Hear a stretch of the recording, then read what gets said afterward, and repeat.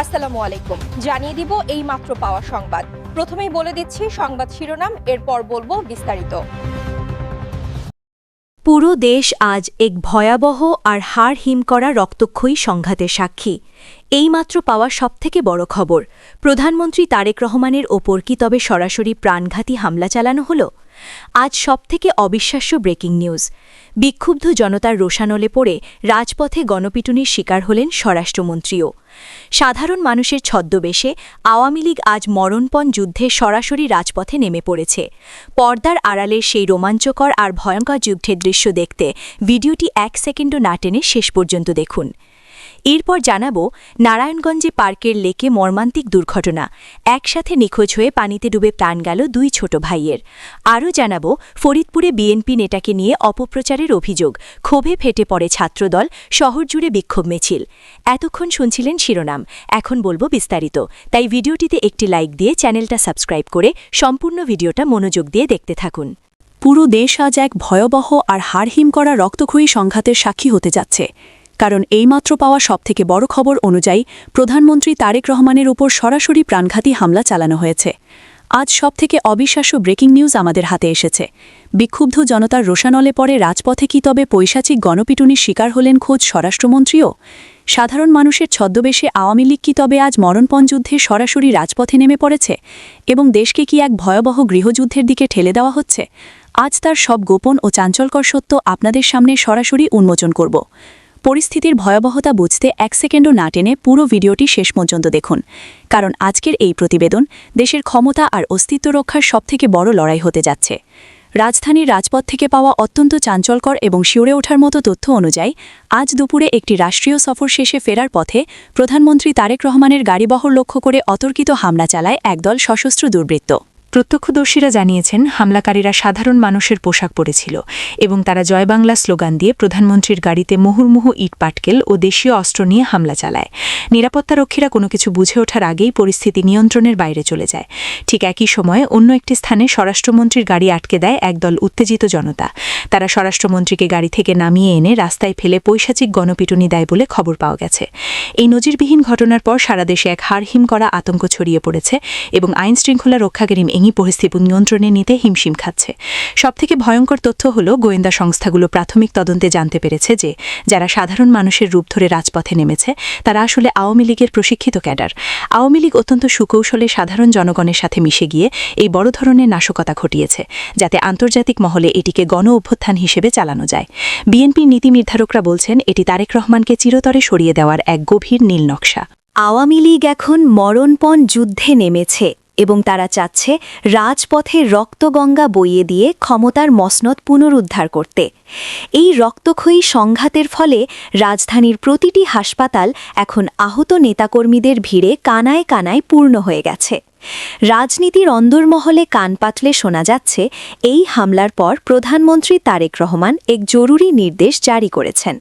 তিনি জানিয়েছেন যে অপরাধী যেই হোক না কেন তাকে ছাড় দেওয়া হবে না। অন্যদিকে আওয়ামী লীগের পক্ষ থেকে দাবি করা হচ্ছে জনগণের ক্ষোভের কারণেই এই পরিস্থিতি তৈরি হয়েছে, কিন্তু রাজপথের বাস্তবতা বলছে অন্য কথা। সাধারণ মানুষের ছদ্মবেশে আওয়ামী লীগের এই পাল্টা আক্রমণ পুরো দেশকে এক অনিশ্চিত অন্ধকারের দিকে ঠেলে দিচ্ছে। সারা দেশে এখন সেনাবাহিনী ও বিজিবি মোতায়েন করে রেড অ্যালার্ট জারি করা হয়েছে এবং প্রতিটি প্রবেশপথে কড়া তল্লাশি চালানো হচ্ছে।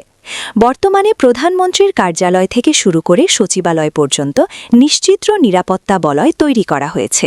আজকের এই বিশেষ প্রতিবেদনে আমরা তারেক রহমানের উপর হামলা এবং সাধারণ মানুষের রূপ ধরে আওয়ামী লীগের মাঠে নামার নেপথ্য সব অন্ধকার সত্য আপনাদের সামনে তুলে ধরলাম। পরিস্থিতি এখন যেদিকে মোড় নিচ্ছে তাতে মনে হচ্ছে রাজপথে আরও বড় ধরনের মহাপ্রলয় ঘটতে যাচ্ছে। আপনারা কি মনে করেন, সাধারণ মানুষের ছদ্মবেশে এই হামলা কি আওয়ামী লীগের ফিরে আসার নতুন কৌশল? আর স্বরাষ্ট্রমন্ত্রীর ওপর এই আক্রমণ কি আইনশৃঙ্খলার চরম অবনতি? আপনাদের মূল্যবান মতামত নিচের কমেন্ট বক্সে অবশ্যই লিখুন। ব্রেকিং নিউজের প্রতিটি আপডেট সবার আগে পেতে ভিডিওটি এখনই শেয়ার করুন এবং আমাদের নারায়ণগঞ্জ শহরের জল্লাপাড়া সিটি পার্কের লেকে মর্মান্তিক এক দুর্ঘটনায় 2 শিশুর প্রাণহানির ঘটনা স্থানীয় এলাকা জুড়ে শোকের ছায়া নেমে এসেছে। গত শুক্রবার 17 এপ্রিল দিবাগত রাতে এই দুর্ঘটনা ঘটে। নিহত 2 শিশু আপন 2 ভাই, আলামিন বয়স 10 বছর এবং ইব্রাহিম বয়স 8 বছর। তারা রিকশাচালক শাহ আলমের সন্তান এবং নারায়ণগঞ্জের কাশীপুর খিল মার্কেট এলাকায় ভাড়া বাসায় বসবাস করত। পরিবারের বরাত দিয়ে জানা যায়, শুক্রবার বিকেলের দিকে 2 ভাই মেলায় যাওয়ার কথা বলে বাসা থেকে বের হয়। এরপর দীর্ঘ সময় পার হলেও তারা আর বাড়িতে ফিরে না আসায় পরিবারের সদস্যরা উদ্বিগ্ন হয়ে খোঁজাখুঁজি শুরু করেন। রাত বাড়ার সঙ্গে সঙ্গে উৎকণ্ঠা বাড়তে থাকে। এক পর্যায়ে পরিবারের লোকজন ও স্থানীয়রা সিটি পার্কের লেকের পাড়ে গিয়ে 2 শিশুর পরনের পাঞ্জাবি ও জুতা দেখতে পান। তখনই তাদের মধ্যে সন্দেহ তৈরি হয় যে শিশুরা লেকের পানিতে পড়ে যেতে পারে। এরপর স্থানীয় বাসিন্দাদের সহযোগিতায় লেকে তল্লাশি শুরু করা হয়। দীর্ঘ অনুসন্ধানের পর প্রথমে বড় ভাই আলামিন এবং পরে ছোট ভাই ইব্রাহিমের মরদেহ উদ্ধার করা হয়। উদ্ধারকৃত 2 শিশুকে দ্রুত নারায়ণগঞ্জ জেনারেল ভিক্টোরিয়া হাসপাতালে নিয়ে যাওয়া হলে কর্তব্যরত চিকিৎসক তাদের মৃত ঘোষণা করেন। স্থানীয় সূত্রে জানা গেছে, ধারণা করা হচ্ছে 2 ভাই লেকের পানিতে গোসল করতে নেমে অথবা অসাবধানতাবশত পানিতে পড়ে গিয়ে ডুবে যায়। তবে ঘটনার সুনির্দিষ্ট কারণ সম্পর্কে এখনও বিস্তারিত তদন্তের প্রয়োজন রয়েছে বলে সংশ্লিষ্টরা জানিয়েছেন। এদিকে এই ঘটনায় পুরো এলাকায় শোকের পরিবেশ বিরাজ করছে। পরিবারের সদস্যদের কান্নায় ভারী হয়ে উঠেছে চারপাশ। স্থানীয় বাসিন্দারা জানান, বিকেল থেকে নিখোঁজ থাকার পর রাতে এমন মর্মান্তিকভাবে 2 শিশুর মরদেহ উদ্ধার হওয়া অত্যন্ত হৃদয়বিদারক। প্রশাসনের পক্ষ থেকেও ঘটনাটি নিশ্চিত করা হয়েছে। পুলিশ জানিয়েছে, এটি একটি পানিতে ডুবে মৃত্যুর ঘটনা এবং এ বিষয়ে প্রয়োজনীয় আইনগত প্রক্রিয়া অনুসরণ করা হচ্ছে। ফরিদপুরে বিএনপির এক নেতাকে নিয়ে সামাজিক যোগাযোগ মাধ্যমে অপপ্রচারের অভিযোগে জেলা ছাত্রদলের উদ্যোগে বিক্ষোভ মিছিল ও সমাবেশ অনুষ্ঠিত হয়েছে। গত শুক্রবার 17 এপ্রিল বিকেলে শহরের জনতা ব্যাংক মোড় এলাকায় এই কর্মসূচি পালন করা হয়।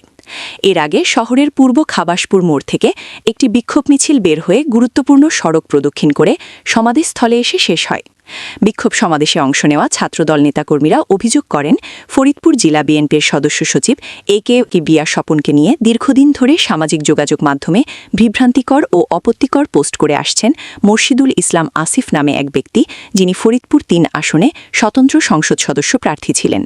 তাদের দাবি, এসব পোস্ট শুধু ব্যক্তিগত মানহানি নয়, বরং রাজনৈতিক পরিবেশকে অস্থিতিশীল করার অপচেষ্টা। সমাবেশে বক্তারা বলেন, পরিকল্পিতভাবে বিএনপির নেতাদের বিরুদ্ধে অপপ্রচার চালিয়ে জনগণের মধ্যে বিভ্রান্তি সৃষ্টি করা হচ্ছে।